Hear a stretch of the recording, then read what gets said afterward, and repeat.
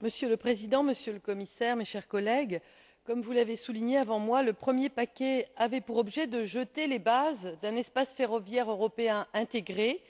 et, par une modernisation du réseau, d'encourager le report du transport de marchandises de la route vers le rail, de sorte à réduire la production de CO2 et aussi, bien évidemment, tous les engorgements routiers dont souffre notre Europe. Je souhaite remercier mon collègue Krahmer pour son rapport d'initiative qui établit un bilan complet de la mise en œuvre du premier paquet, sans omettre de souligner toutefois tous les éléments qui affectent les performances du rail et tous les éléments qui freinent l'atteinte des objectifs que nous nous étions fixés.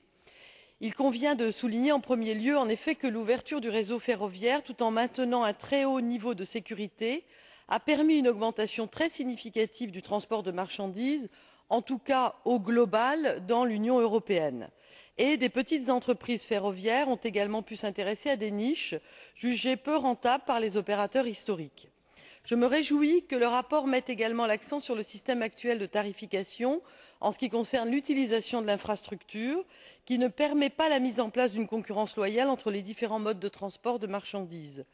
Je pense qu'il est indispensable aujourd'hui de parvenir le plus rapidement possible à une harmonisation des droits de péage plafonnés par secteur, qui puisse prendre davantage en compte l'internalisation des coûts externes et qui limite l'augmentation exponentielle à laquelle nous assistons actuellement. Je pense également qu'il sera nécessaire de rediscuter de la directive Eurovignette, qui a constitué une avancée que nous devons poursuivre, et je me réjouis de votre confirmation ce soir, Monsieur le Commissaire, d'en discuter dès juin 2008. Je souhaite par ailleurs,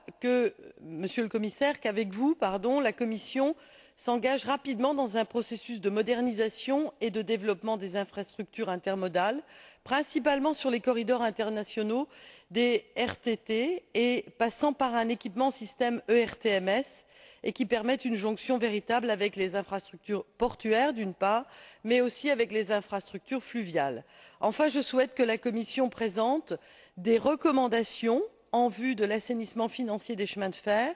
qui, de mon point de vue, devra prendre en compte le désendettement dont ont bénéficié certains opérateurs historiques, de sorte à mettre l'ensemble des acteurs du transport ferroviaire sur un pied d'égalité. Je vous remercie.